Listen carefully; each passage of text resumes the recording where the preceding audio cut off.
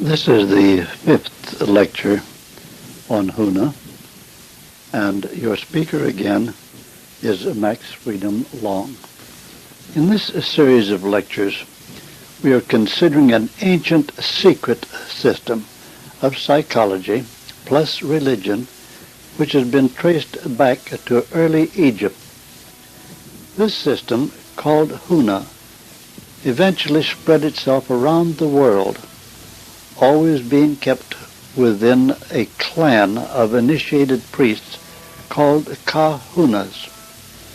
In India, Egypt, and China, outside influences eventually contaminated the original beliefs, and finally the system became lost.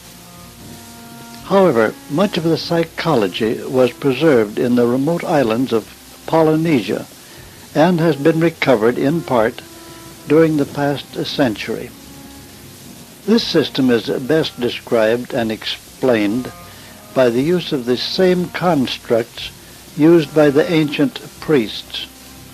They taught that man is comprised of three separate and independent souls, or minds, or unit of consciousness. We like to call them selves, which make use of the physical body during life.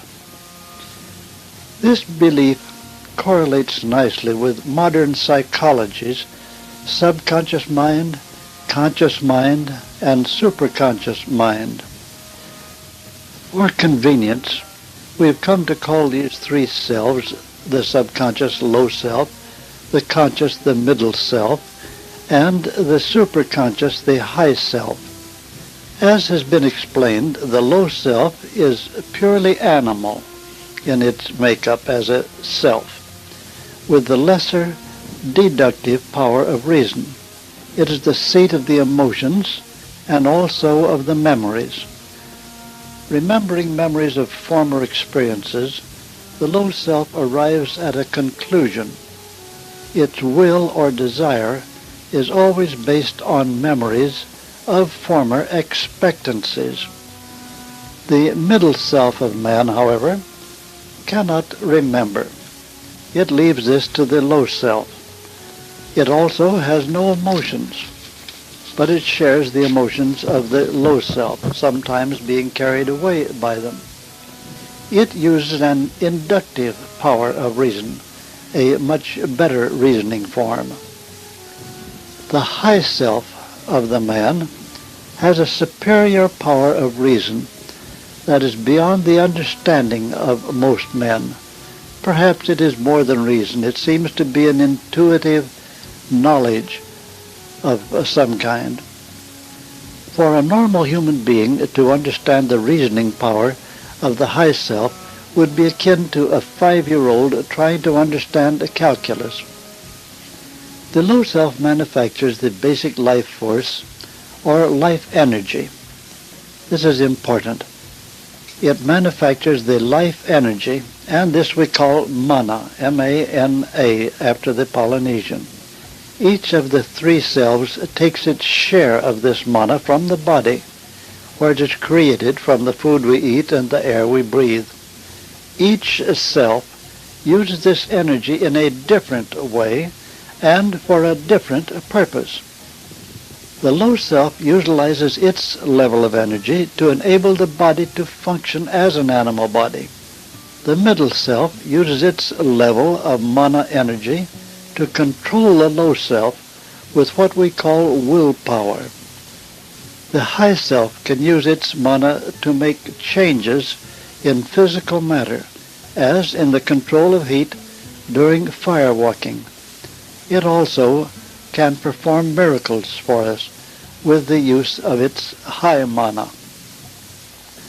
I suggest that we take a very practical attitude and learn how to use this system.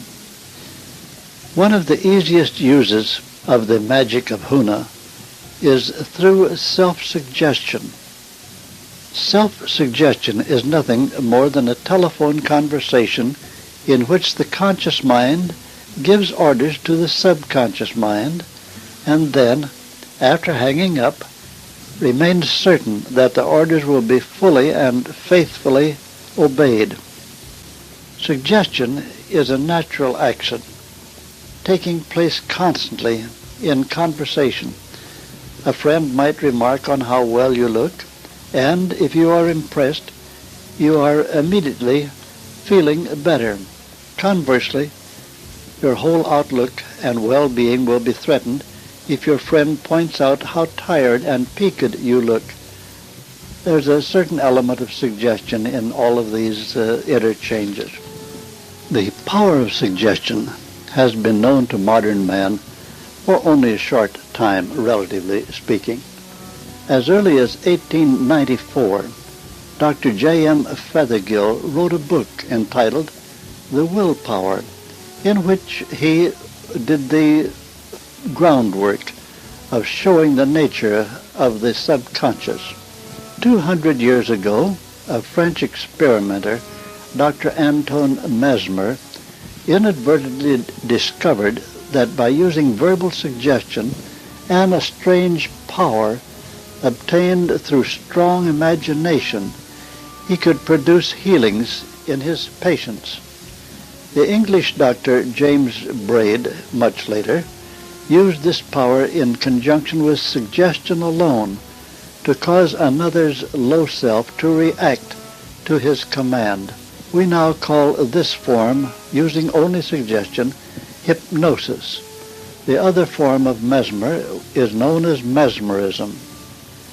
Later, a New England professor, Dr. F. Pierce, discovered that physical relaxation was necessary for suggestion to be fully effective. The subconscious mind must be quieted and made to relax before it can be conditioned. We call the administering of self-suggestion conditioning these days. In the 1950s, when Duke University became the center for ESP studies under Dr. J. Ryan, a Dr. H. Hart came to Duke and experimented with auto-conditioning. He believed one's real self suggests one's moods to the subconscious mind. He found his students could change their moods and general outlook through what he termed auto-conditioning. The success of his experiments, working with a number of students, was so marked that there could be no question of the validity of the results or of the outstanding benefits gained. It was found that nearly all of the students could learn auto-conditioning quickly and with not too much trouble.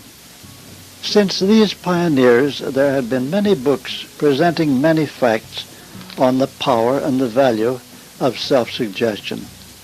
The ancient psychology of Huna takes these facts and explains how and why self-suggestion works. To understand the rather intangible thing involved in the use of suggestion, let us consider the phenomena of hypnosis.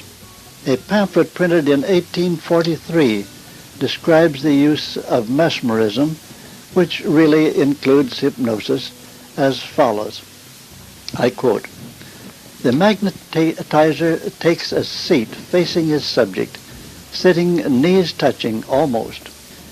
He first placed the palms of his own hands upon the hands of the subject and endeavors to establish an equal degree of warmth between them.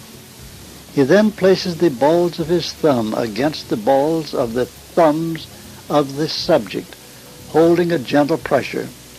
Then, abstracting his mind from all other thoughts and objects and fixing his eyes upon those of the subject with earnest determination, penetrating, but somewhat mild in expression, he exerts an unremitting, unchanging effort of will."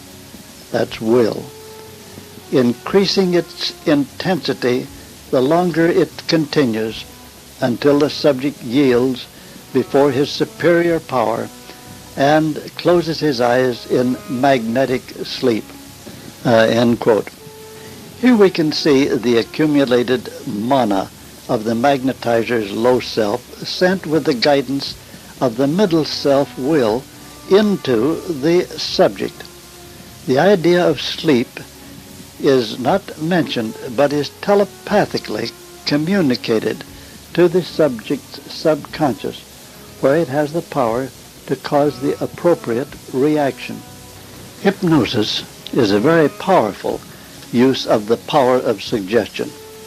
A hypnotist puts his subject to sleep in order to get the middle self completely relaxed and out of the way. It is the low self that accepts suggestion. The reasoning middle self stands between the low self and the external suggestion. Once the middle self is in a deep sleep, is out of the way, it cannot screen the suggestions, and the thoughts of the hypnotist will penetrate to the low self of the subject. When the thought form is reinforced by a charge of vital force, the suggestion becomes firmly fixed within the subconscious of the subject. Let me repeat that.